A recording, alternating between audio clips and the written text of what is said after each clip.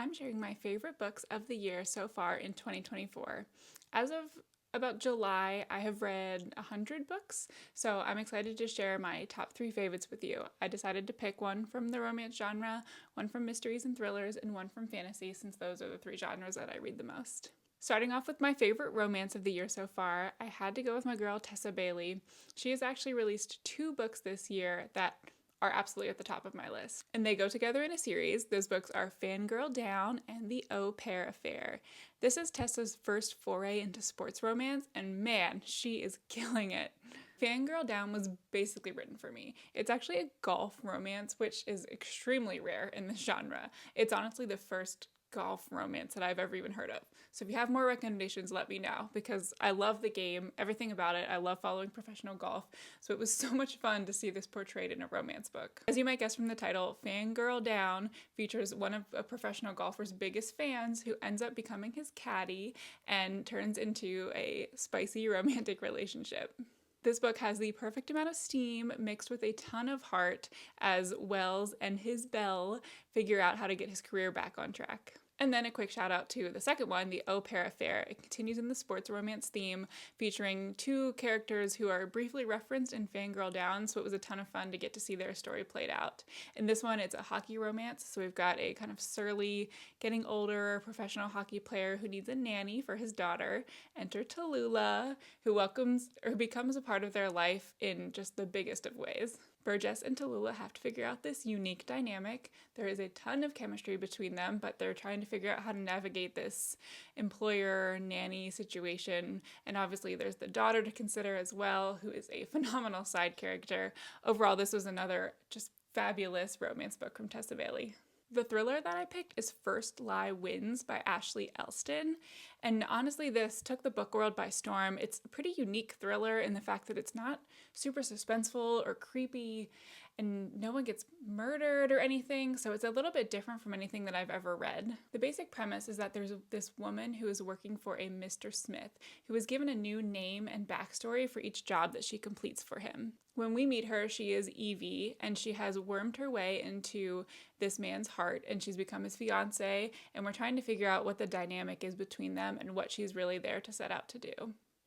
Normally, Evie is one of Mr. Smith's best assets, but this job definitely feels different for her, and she's starting to get enmeshed in the life of her fiance more than she should and more than she's ever done in the past. She's also starting to realize that there is something different about this job from her employer's perspective as well, so some things aren't adding up, and she's definitely getting suspicious about what she was sent there to do. I couldn't put this one down. I loved reading about Evie's stories and getting the backstory throughout of different jobs that she's done and kind of how she's gotten to this point throughout her past.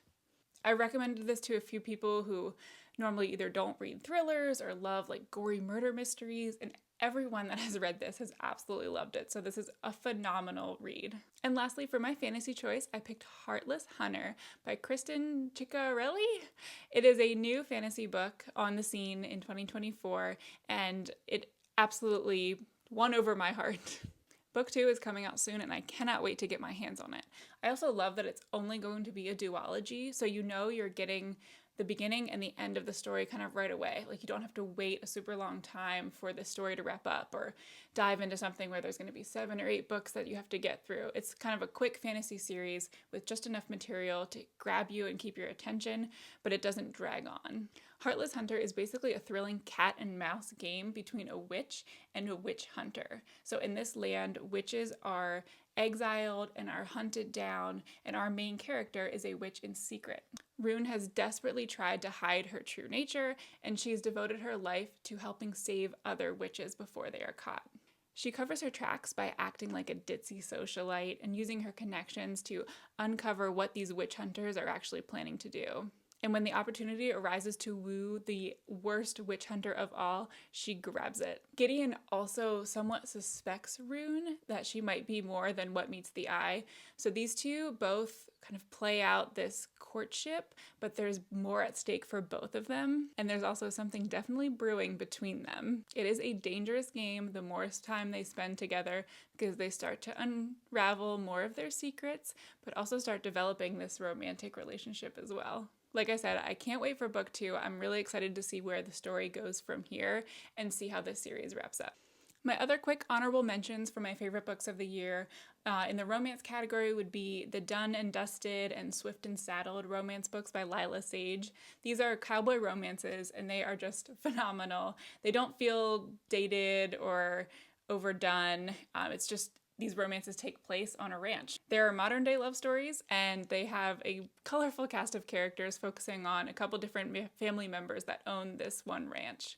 As for an honorable mention for like the murder, mystery, thriller category, I absolutely loved Murder Road by Simone St. James. She's one of my go-to like thriller mystery authors, and this one was no exception. I particularly like that it took place back in like the 1980s or 90s, so before cell phones were really a big thing or like a lot of technology. So these murders kept happening along this one stretch of road, and a young couple who were heading out for their honeymoon kind of get caught up in what's been going on there in a recent murder that occurred. So they're immediately suspected as being involved, but clearly have no idea what's going on. So they start to investigate the situation as well. It's got a little bit of a ghostly aspect, but it doesn't get too creepy. And ultimately, like the ghostly piece makes sense in the whole scheme of the story and just turned into a really compelling narrative. So this was one that I highly recommend as well. I'd love to hear what books you've read so far this year that you adored or gave 5 stars, so please share in the comments if you have any recommendations as well.